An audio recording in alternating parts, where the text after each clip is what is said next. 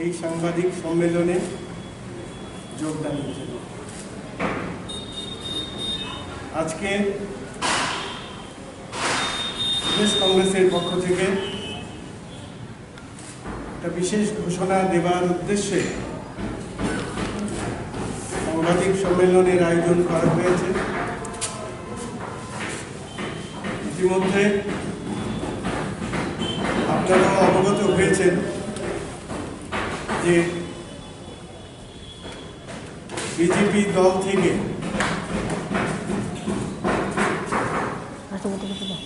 দুইজন বিধায়ক, একজন প্রাক্তন মন্ত্রী, বিজেপি দলের শাসক দলের প্রাক্তন স্বাস্থ্যমন্ত্রী শ্রী সুদীপ রায় বর্মন, আরেকজন বিজেপি দলের বিধায়ক শ্রী আশিস কুমার সাহা, তারা দুইজন ভারতীয় জাতীয় কংগ্রেস দলে যোগদান করেছে। দিল্লিতে জাতীয় কংগ্রেসের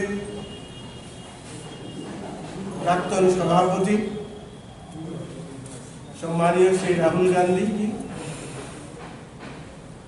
এবং জেনারেল সেক্রেটারি সম্মানীয় প্রিয়াঙ্কাজির উপস্থিতিতে এবং অন্যান্য কংগ্রেস দলের নেতৃবৃন্দের উপস্থিতিতে গত পরশুদিন তারা ভারতীয় জাতীয় কংগ্রেসে যোগদান করেছেন।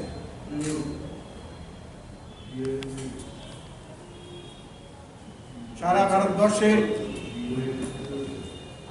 সংবাদ মাধ্যমে ঘোষণা করছি, আগামী পরশুদিন শনিবার